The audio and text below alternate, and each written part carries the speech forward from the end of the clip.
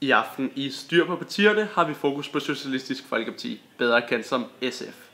I løbet af dagens program vil du komme ind på livet af SF og hvad de står for.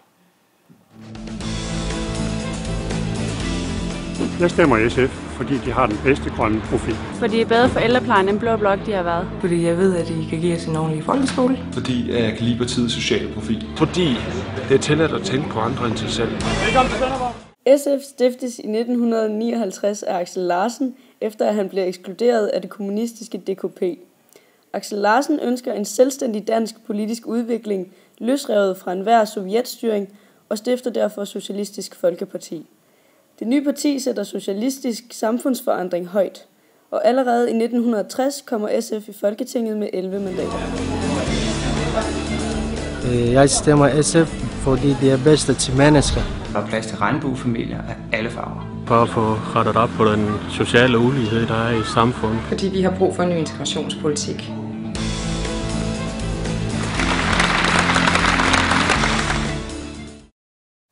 SF's ideologiske udgangspunkt er opbygget omkring socialisme, eller mere specifikt folkesocialisme, inspireret af demokratisk socialisme og grøn politik. Partiets partibogstav er F. Villy Søvndal blev født i 1952 og var formand for Socialistisk Folkeparti fra 2005 til 2012.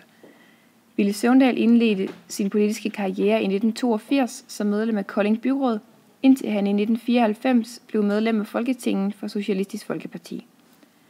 I Folketinget har Villy Søvndal især markeret sig som socialpolitisk ordfører og kæmpet mod social marginalisering.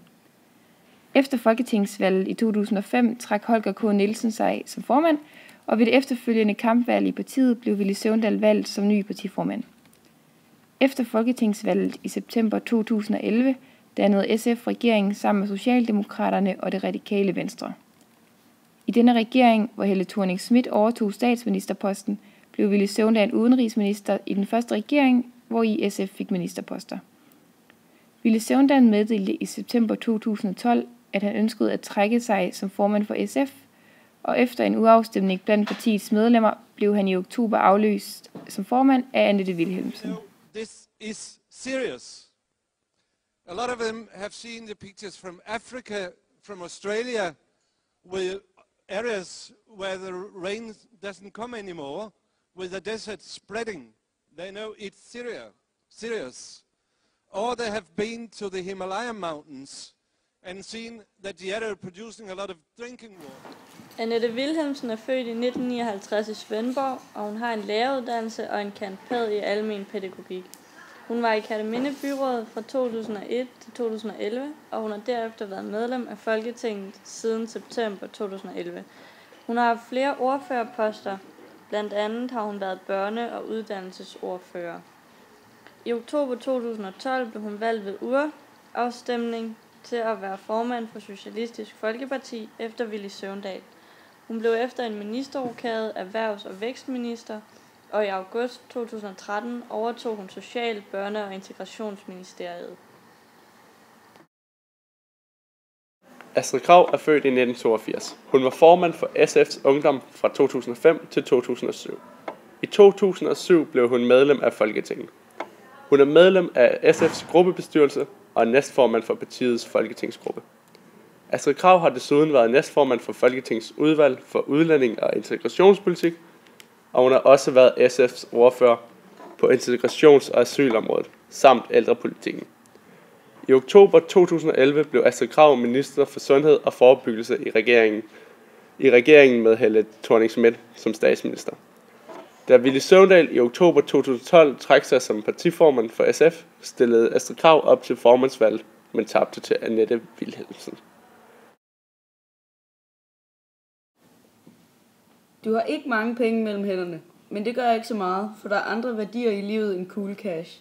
Sådan har du det nok, hvis du er en typisk SF-vælger. Men du hører alligevel ikke til de allerfattigste i Danmark. Du har et job, måske som sygeplejerske eller arbejdsmand, og det har du passet troligt i mange år. Men det er ikke kun arbejde, der betyder noget for dig.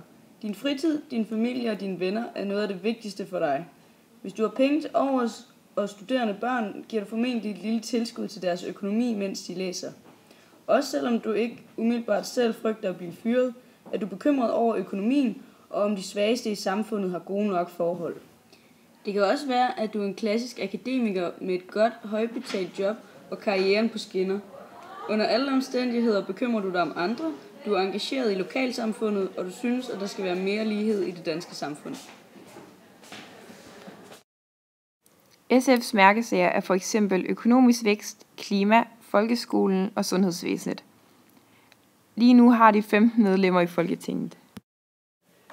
Ifølge nye meningsmålinger har SF 8 mandater i Folketinget. Det var så alt, hvad vi havde for i aften. Tak fordi du så med, og husk at kigge med igen i næste uge, hvor vi ser nærmere på det radikale venstre.